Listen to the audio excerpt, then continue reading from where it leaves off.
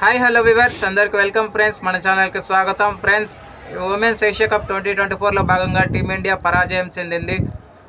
అయితే శ్రీలంక 8 వికెట్స్ తేడాతో ఘనమైన విజయాన్ని సాధించి 20 ఇయర్స్ తర్వాత ఏషియా కప్ని సొంతం చేసుకోవడం జరిగింది.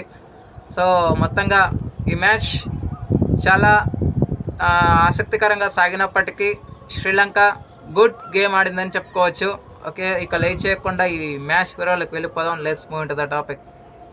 హాయ్ హలో నమస్తే my dear HYT creators YouTube channel. మీకు గనక మా వీడియోస్ నచ్చినట్లయితే లైక్ చేయండి, అలాగే కామెంట్, షేర్ అండ్ సబ్స్క్రైబ్ చేయండి. పక్కనే ఉన్నటువంటి ఆప్షన్స్లోకి వెళ్ళి ఆల్ అనే ఆప్షన్ని సెలెక్ట్ చేసుకోండి. ఇలా సెలెక్ట్ చేసుకోవడం ద్వారా మా వీడియోస్ ఎప్పటికప్పుడు అందరికంటే ముందుగా మీకు నోటిఫికేషన్లో వస్తుంది.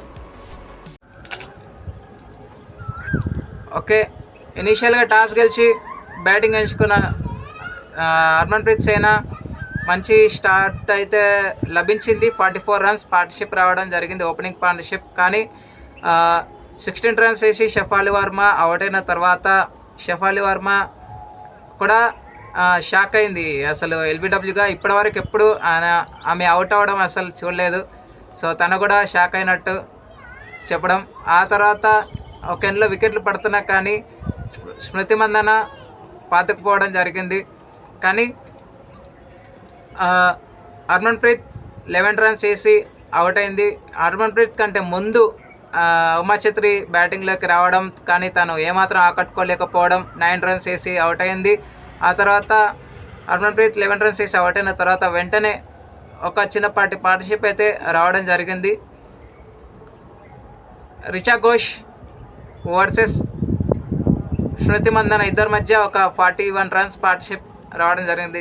జమీమా రోడ్రిస్ వర్సెస్ స్మృతి మందన మధ్య 41 రన్స్ పార్ట్నర్షిప్ రావడం జరిగింది. జమీమా రోడ్రిస్ ఆడుతూ అన్ఫార్చునేట్లీ చేతులారా వికెట్ పోగొట్టుకుంది. రన్అట్ అయితే అవ్వడం జరిగింది. 29 రన్స్ వేసి రన్అట్ అయింది. ఆ తర్వాత వచ్చినటువంటి రిచా ఘోష్ మొమెంటం ఎక్కడ కూడా కోల్పోకుండా జరిగింది.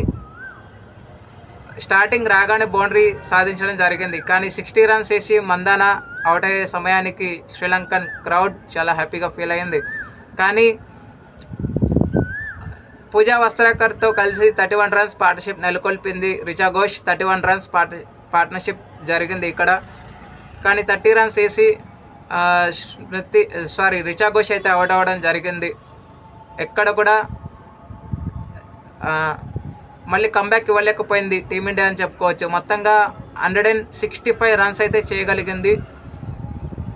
సో వికెట్స్ కనుక చూస్తే కవిష దిలారికి 2 వికెట్లు రావడం జరిగింది. చమరి అటపాటుకి అలాగే నిశాంత్ సలాకి అందరికి ఒక్కొక్క వికెట్ రావడం జరిగింది. ఒకటి రన్అట్ రూపంలో కోల్పోవడం. ఆ తర్వాత అనంతరం లక్ష్య ఛేదన ఆరంభించిన శ్రీలంకకి విష్మి గుణరత్నే 1 రన్స్ వేసి అవుట్ అయ్యే సమయానికి 7. అక్కడ నుంచి మంచి పార్ట్నర్షిప్ రావడం జరిగింది. 94 వరకు వికెట్ పడుతూనే లేదు. అయితే 94 దగ్గర దీప్తి శర్మ చమరి అట్టపాటని క్లీన్ బౌల్ చేయడం జరిగింది. ఇక ఏముందిలే గెలవచ్చు అని ఈజీ తీసుకున్నట్టున్నారు. క్యాచెస్ డ్రాపింగ్స్ జరిగాయి, అలాగే మిస్ఫీల్డ్స్ జరిగాయి. ఓవర్ కాన్ఫిడెన్స్ అయితే కనిపించిందని చెప్పుకోవచ్చు ఒక మాటలో చెప్పాలంటే. ఇక 94 కాడ నుంచి అసలు వికెటే తీసుకోలేకపోవడం జరిగింది. శ్రీలంకన్స్ కూడా మిస్ఫీల్డ్స్ చేశారు, కానీ త్వరగానే రికవరీ అయ్యి జాగ్రత్త పడి ఇండియాకి తక్కువకి రిస్ట్రిక్ట్ చేసి పెట్టారు. సో మొత్తంగా ఒక ఓవర్ మిగిలి ఉండగానే ఈ మ్యాచ్ అయితే గెలవడం జరిగింది. ఇక player of the match award అయితే హర్షిత సమరవిక్రమకి వరించింది. హర్షిత సమరవిక్రమ 69 రన్స్ వేయగా చమరి అట్టపాటు 61 రన్స్ వేసింది. 30 రన్స్ కవిష దిలారి చేసింది. So player of the series అయితే 304 రన్స్ చేసినటువంటి చమరి అట్టపాటుని వరించింది. ప్లేయర్ ఆఫ్ ది టోర్నమెంట్గా నిలిచింది. Okay friends, thank you.